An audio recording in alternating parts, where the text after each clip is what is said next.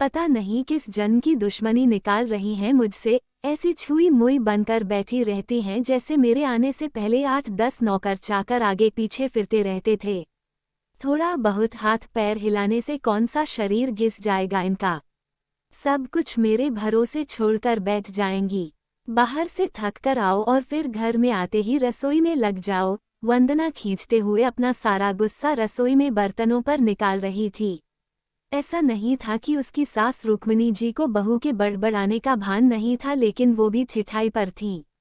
बहू की बड़बड़ाहट को एक कान से सुनकर दूसरे कान से निकाल रही थीं। वंदना एक पढ़ी लिखी लड़की थी। उसका सपना था कि वो अपने पैरों पर खड़ी होगी।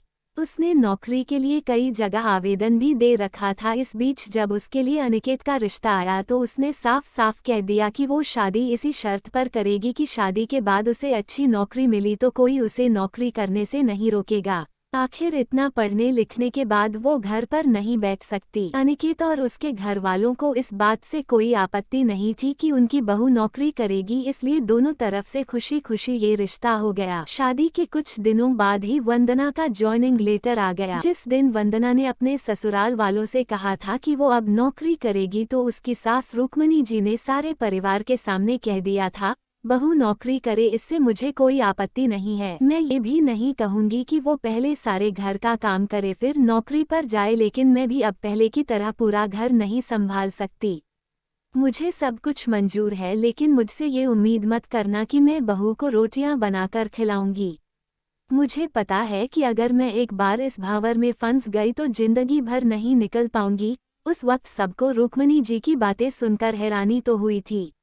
उनके पति ने तो ये भी कहा कि मुझे नहीं पता था कि मेरी सीधी सरल पत्नी भी सास बनते ही अपना रूप बदल लेगी। लेकिन इन सब बातों का रुक्मिणी जी पर कोई असर नहीं हुआ। वो तो अपनी जिद पर अड़ी थीं। खैर वंदना को तो नौकरी करनी ही थी, क्योंकि घर के थोड़े से काम के लिए वो अपनी इतनी अच्छी नौकरी तो नहीं छोड़ सकती थी। वहीं उसके पति और ससुर जी ने भी नौकरी की इजाज़त दे दी थी, तो वो फिर कहाँ रुकने वाली थी।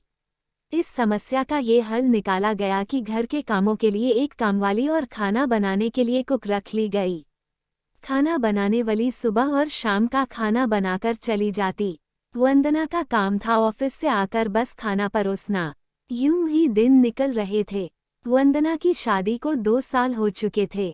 अब तो वंदना और बाकी सब घर वालों को इस रूटीन की आदत हो गई थी, लेकिन मुश्किल तो तब होती थी जब कभी खाना बनाने वाली छुट्टी ले लेती थी।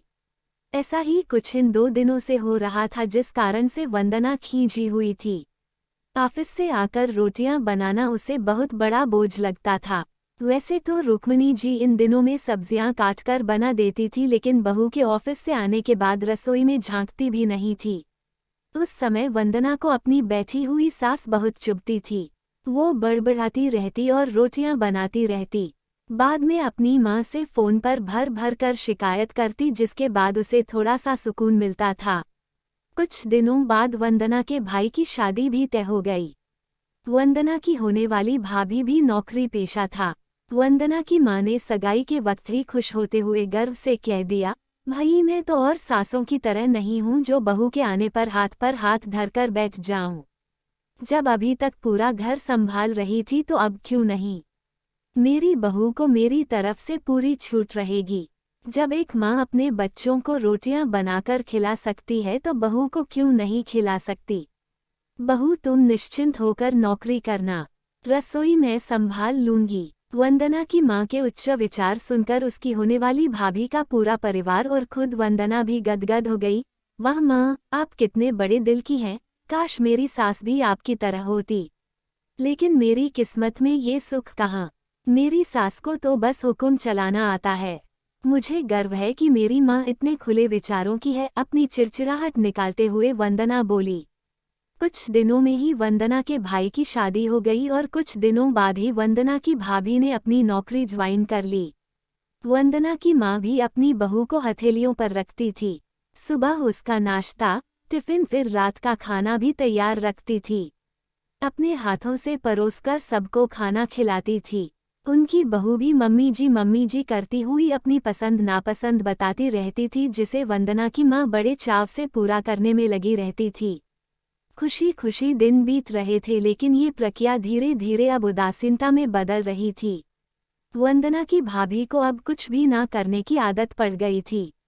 एक दिन जब वंदना फोन पर अपनी माँ से बात कर रही थी तो उसकी माँ बस रो पड़ी। बेटा, मैं इतना करती हूँ तेरी भाभी के लिए, फिर भी उसे मेरी कद्र नहीं। अरे मेरी दी हुई छूट अब मुझ पर ही भारी पड़ने लगी है। क्या हुआ माँ, आप ऐसे क्यों बोल रही हैं? अब तो भाभी का मुझसे भी ज्यादा ध्यान रखती हैं। क्या भाभी ने आपसे कुछ कहा है? वंदना बेचैन होते हुए पूछने लगी। कुछ क्या बेटा, अब तो सब कुछ वो मुझे ही कहती है। ऑफिस से आने के बाद एक गिलास पानी के लिए भी मुझे आवाज देती है। नाश्ते में थोड़ी देर हो जाए तो मदद करने के बजाय गुस्सा होकर यूं ही बिना खाए चली जाती है। आखिर मेरा भी कुछ आत्मसम्मान है या नहीं? मैं तो उसके लिए बस कामवाली बनकर रह गई हूँ। माँ, ये तो बहुत गलत बात है। आप भाई से साफ साफ कह क्यों नहीं देती कि अपनी बीवी की लगाम खींच कर रखे? आप माँ हैं, कोई नौकरानी नहीं। भाभी नौकरी करती है, इसका मतलब ये नहीं कि आप पर हुक्म चलाएगी, गरजते हुए वंदना बोली। किस मुंह से कहूँ बेटा? पहले तो खुद मैंने ही आगे बढ़कर कुल्हाड़ी पर अपना पैर दे मारा, फिर शिकायत किससे करूं? तेरे पापा ने तो कहा भी था कि बहू को ज्यादा छूट दोगी तो बाद में पछताओगी। लेकिन मैं ही बड़ाई की भूखी थी जो अपनी बहू को सर पर चढ़ा लिया। एक बात कहूँ बेटा, तू चाहे अपनी सास को कुछ भी कह, लेकिन समधन जी का ये फैसला सही था कि वो बहू को रोटियां बनाकर नहीं खिलाएंगी। एक बार वो सबकी नज़रों में बुरी अक्खड़ सास तो बन गई, लेकिन आगे के लिए कम से कम अपना आत्मसम्मान तो बचा लिया। अब ना तो तू उन्हें कोई ताना दे सकती है और ना ही कोई रिश्तेदार। काश मैंने भी शुरू से ही ये घर गृहस्थी की पूरी जिम्मेदारी अपने सिर पर लेने से इनकार कर दिया होता तो आज मेरा ये हाल ना होता। माँ की बातें सुनकर वंदना निशब्द हो गई।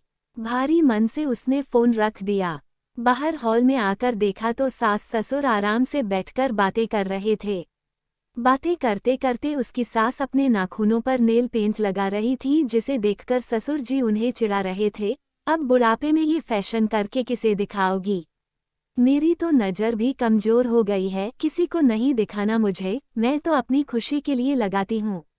सारी उम्र तो घर गृहस्थी में उलझी रही, अब अवकाश का वक्त आया है तो अपने शौक तो पूरे कर लूं। पता नहीं कब भगवान के घर से बुलावा आ जाए, वंदना की सास मुस्कुराते हुए बोली। पता नहीं आज क्यों वंदना अपनी सास की बातें सुनकर चिढ़ नहीं रही थी, बल्कि वो भी मुस्कुरा उठी। सही तो कह रही हैं मम्मी जी, एक गृहिणी को अपने लिए वक्त ही कब मिलता है? पहले अपने बच्चों को पाल पोस कर बड़ा करो, फिर कामकाजी बहू आ जाए तो उसे और उसके बच्चों को संभालो। काश मेरी माँ ने भी मेरी सास की तरह पहले ही कह दिया होता कि बहू को रोटियां बनाकर नहीं खिला सकती। आशा करते हैं आपको हमारी आज की कहानी अच्छी लगी होगी। अगर आपको कहानी अच्छी लगी है तो वीडियो को लाइक, चैनल को सब्सक्राइब करें और अपने सुझाव कमेंट बॉक्स में देना ना भूले। मिलते हैं अगली नई कहानी में, तब तक के लिए राधे राधे।